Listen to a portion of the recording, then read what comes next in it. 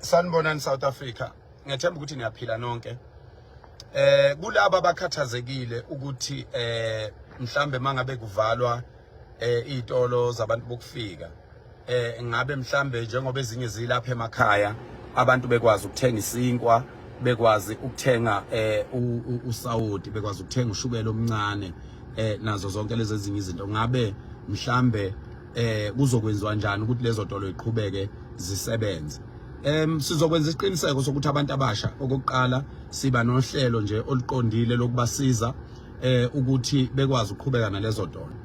Bese kuthi odadewethu nabafowethu laba bebevele besebenza kulezo izitolo. Ibona bazoqhubeka babe ngabanikazi balezo izitolo. Kodwa sizoyibheka ngoba phela siyazi ukuthi abantu bakithi ipolitiki yabenza bangakwazi ukubambisana, babulala lo moya wokubambisana.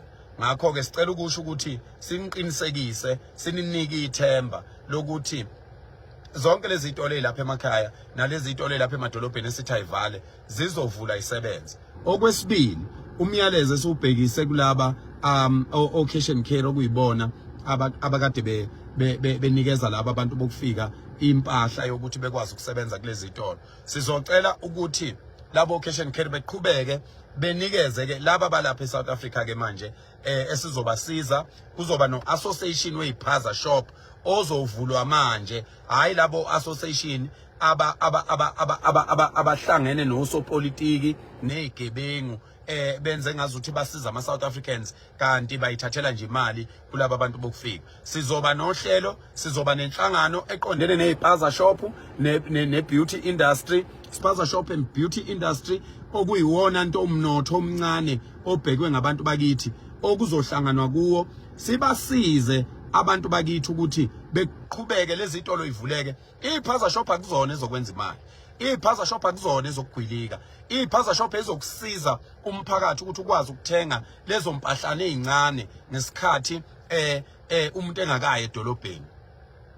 So ke cash and carry nama wholesalers lawa akade enikeza laba abantu bokufika lezi impahla ukuthi berane lezi ipaza shop ngemali encane, bebanikeza isitokwe ukuthi ngicela ungidayisele nasi isitokwe, wena uzothatha u20% kule sitokwe kuyilokhuza i-income isiphelele yonke kungakakhishwa indleko nani, wena uzothatha u10%. Sizocela ukuthi bekwenze lokho. Uyabona, sizocela ukuthi bekwenze lokho, siqhubeke nakho. Uma bengakwenzi lokho, nabo cash and carry sizobavala nama wholesalers, sihambe siyofuna ifunding phesheya, sibuye sizokwenza umsebenzi wokuthi lelizwe lakithi aliye phambili. Ngakho ke cash and carry managers, cash and carry ne managers ama-mall nama owners of these buildings la kuhleli khona laba bantu, sicela ningaphazamiseki, sicela ningahlupheki, ningaze nikhathazeke. I-rental yenu nisazoyithola. Abantu abebethenga kulezi izitolo basazoqhubeka bethenge kulezi izitolo, kodwa kuzoqhubeka umuntu wase South Africa esizomgada ukuthi umsebenzi wenza kahle, uvula ngesikhathi, abantu abasebenza naye bakhokheleka kahle, irent ikhokhwa ngesikhathi nayo yonke into. So laba babuza zonke lezo zinto lezo sibaphendula kanjalo ke. Kodwa uma ungafuni ukusilalela, uma ungafuni ukusihlonipha, umuntu wase South Africa, uma ungakulungele ukubambisana nabantu bakini, umuntu wase South Africa, uma ungakulungele ukuvuka ekseni usebenze into ebonakalayo, umuntu wakithi, phuma uphele ezintweni esizikhulumayo ngoba asisezokuncenga umuntu. Sifuna abantu base South Africa, fundani ukulalela, yemukelani ukuholwa. Asizukunihola ngendlela enithandwa ngayo nina.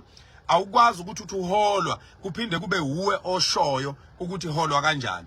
Yonke lezi inhlambe ezithu abantu bokufika nayo yonke lento ekhulunywa la ku social media, sicela nazi ukuthi akuthi ndiki, akudikizi ngisho inqulu ngoba safundiswa thina ngomuntu, safundiswa ngezwe, safundiswa ngobudoda, safundiswa ngokuthi umuntu uphathwa kanjani kahle, safundiswa umoya omuhle, safundiswa ukulwa, safundiswa ukuvikela. Ayikho into esingayazi. Lelizwe sizolilungisa, lelizwe sizolekelela abaholi bethu abasenkingeni abangazi ukuthi kufanele benze njani ngenxa yokuthi abantu bokufika sebekwazi bakwazi ukugolozela ngisho amaphoyisa, abantu bokufika bathenga amajaji, bathenga amaphoyisa, bathenga izikhulu zamaphoyisa, benza yonke into.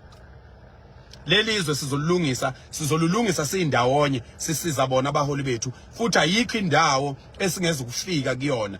Khululeki ikwerekwere la ku social media linga create, uzubone nje umuntu asuke kwelakhe izwe asaba ukuyiveza ubuyena, a create a fake account ngoba nje ufuna ukuthuka abantu abalwela izwe lakho. Where do you draw that energy to even create a fake account just because you want to fight the people of that country? It is beyond your control now. It is beyond the leaders' control now. It's about us as abantu base South Africa. Abaholi bethu abatshela amazwe omhlaba ukuthi hayi ngane zakwethu lokhu kwabantu bokufika akusaphethwe yithi, sekuphethwe umphakathi okuyiwona osivotele. As ama leaders ase South Africa, we are forced to listen to umphakathi. So